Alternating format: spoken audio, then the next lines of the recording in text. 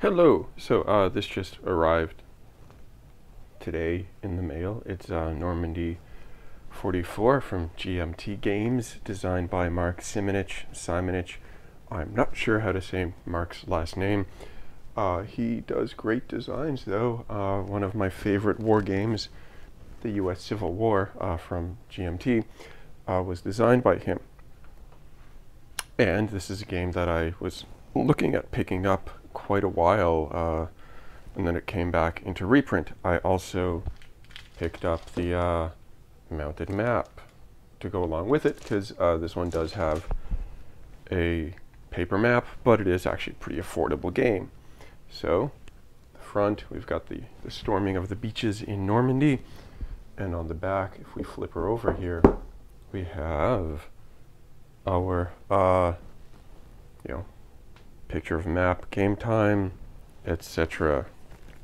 So let's open up and see what we have in here. My little letter opener here. And rip the plastic. Oops.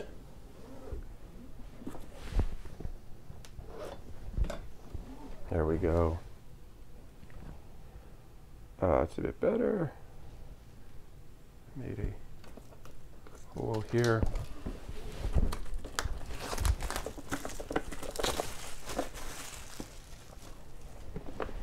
Get in a bit closer so you can take a look.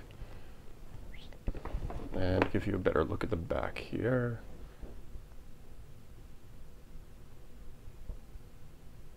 With the map.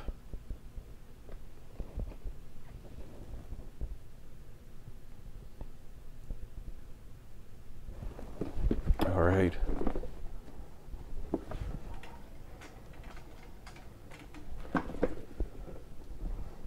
So when we crack this open, we have, interesting enough, one lone dice.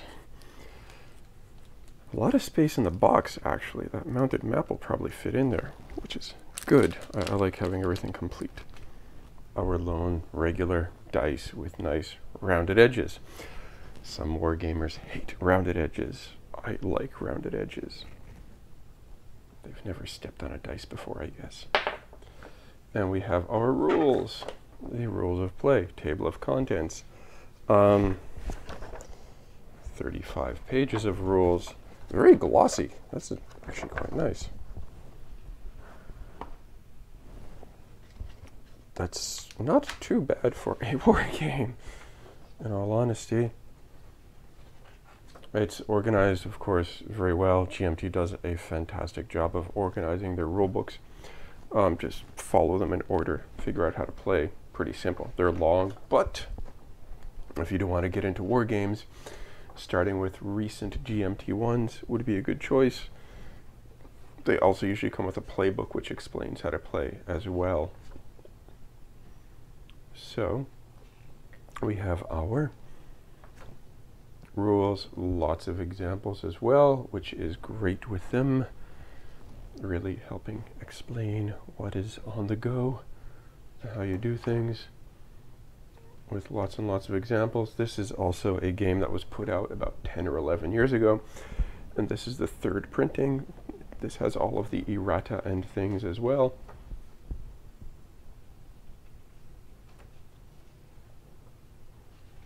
So the core rules go up to page 25, then we have some optional things, and then the scenarios. So again, for like a heavyish war game, 25 pages, not bad. And the campaign game, that's what I want to get into. Like, yeah, it's fun. If you are, I guess, sort of a casual midweight gamer, and you do like things such as Memoir 44, I don't know if I'd jump directly into this one yet. Maybe look at a little bit more of a next step up, or you could just jump right in, go for it. Give her Bicky, as we used to say back on the rock. And being a war game, we have charts, lots and lots and lots of charts. Actually, before I jump ahead, I'm just gonna bring in this a bit closer and let everybody get a look at the cover.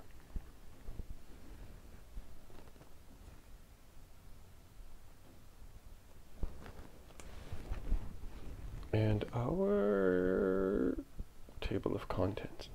So it's organized really well, breaks down everything you need, where you need to find it. And on the back as well, we have tables and charts as a reference to, and also for your units, which is quite nice because they use the NATO symbols. That can be a bit rough at times to see what's happening there.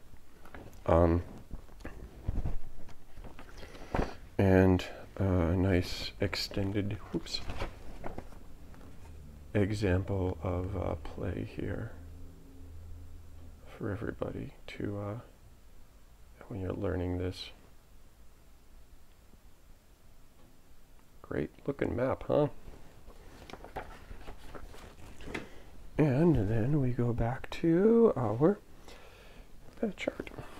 Lots of charts, usually with these. So with this, we have our combat results table. So attack 1, attacker 1, attacker 1, an exchange, defender retreat, defender 1. It does explain all of this here. It looks like just gobbledygook. Again, if you're new to wargaming, not wargaming, that's another fun activity maybe. And we have the explanations here. And our determined defense table and modifiers. A little bit with strafing and stuff because there is air power in this as well. On the back, terrain effects. And so again, it has a lot of things in it, but they are organized very well. In charts, easy to find, that makes it a bit easier so it doesn't like grind the game down to a halt. I haven't played this one before, but I have played the Dunkirk one. That was good system, but because it is Dunkirk, you're fighting a historical battle where you get smooshed, and I got smooshed. So not much you can do about that. This is sort of the opposite, where the other side gets smooshed. And then you have your start cards. And if we pull up here, it would just have a list of units at the start of this scenario. So the German units. And on the back, more with like allied units. It's got the, yep, some of the US units there, and then a bit more German at the bottom. Another, actually there's a lot of, it's like 3 more start cards. With the units and who they are. And depending on the beach, because there was like 5 beaches, gold, Juno, sword.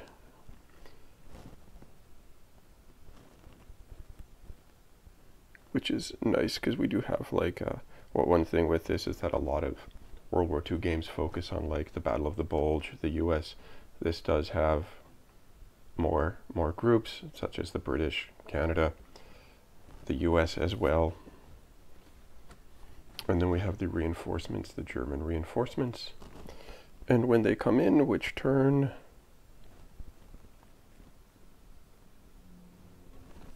This is good quality card stock. And then the British reinforcements, or the reinforcements in Britain, because it's not just the British, they are also got some US troops on there as well.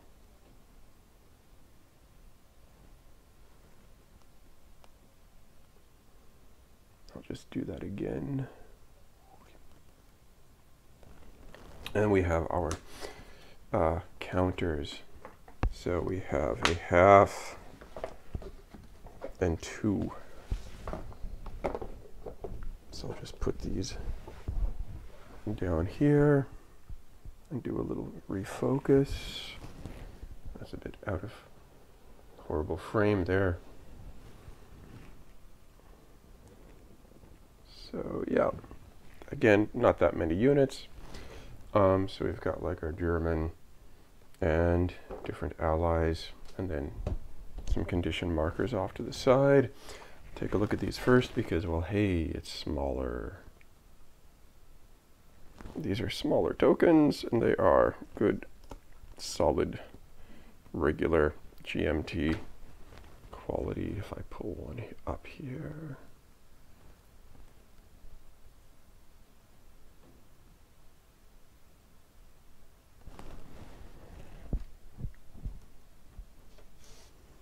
And then we will take a look right here and refocus. So German.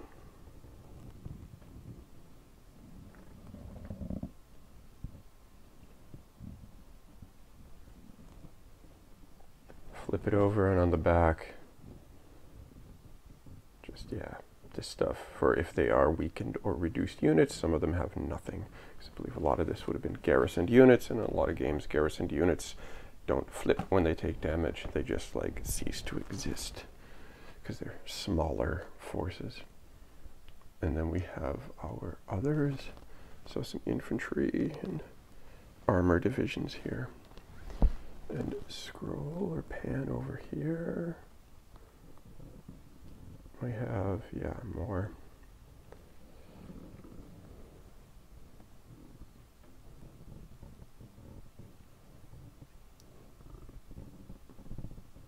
And yeah, air power. The RAF. Well, it's the TAF in this, but yes. And our map, it's paper. Nothing against paper maps. That they have their place. I do like a nice mounted map though. It's a fairly large map. I'm just gonna lay it in an awkward position right now. Cause hey, it's kind of hard to see right now. And do a little Star Warsy scroll here. So it is, well, Normandy, with lots and lots of hexes. And the beaches and where the invasions take place. And I will give a bit of a zoom in on this.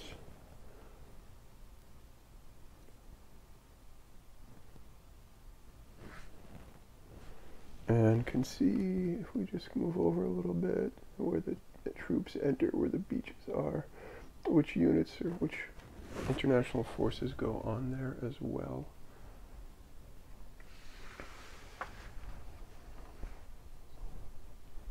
And that's the paper map. We've got our turn counter and things up in the corner. Oops.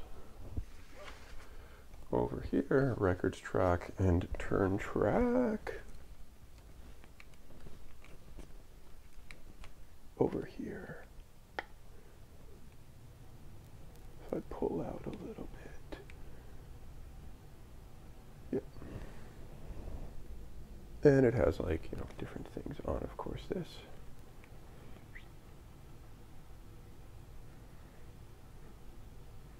For different events and whatnot that happen at that time. And that is with the paper map. So next, I'm just going to pull out the mounted map as well that I picked up months ago. I pre-ordered this quite a while ago. I was sort of torn between this and the Dark Summer. And I ended up going with this one, and I was able to get, well, a copy of the mounted map, which comes in a plastic bag. As such, it's actually quite nice of GMT to make mounted maps for like their more affordable war games. It's a nice little option because it appeases the grognards who like paper and the other gamers, probably some grognards too, who like mounted. and it is exactly the same thing. It's just, well, mounted, and I think I just hit the mic, so if you heard a big boof or something, I apologize. All right, and there we go. It is exactly the same thing. It's just mounted, solid. Here's one thing why some guys prefer the paper maps. It's sticking up right here, which means you might need to put a piece of plexi down to hold the map down, which is a bit counterintuitive of that. But it is, yeah, the exact same stuff on here. We've got our records track, the exact same events taking place, weather table, and everything like that. It is a mounted map. So, yeah. And we have down around here on said mounted map, we just got like the terrain and whatnot again. And those effects, an airborne table, tank table. So yeah, just a lot of good things. There's the weather at the back. Again, that makes it a bit easier to play. And off to the far back and stuff are like a supply. If we go up and in a bit more here, we can see supply sources usually leading off the map and etc. there. As we look at here, and our Gold Beach and Juno Beach as well. So there you go. That is Normandy 44 from GMT, and designed by Mark Simon or Simonage. I'm not sure. So I can't wait to get this, and I have some time off coming up for like a couple of weeks, and hopefully I will play some good stuff. I don't know though, because I'm currently suffering from pneumonia, which is not fun. But hey, hoping to get over that in the next few days or so. Anywho, thank you again for watching. Enjoy gaming and take care. Goodbye, everybody.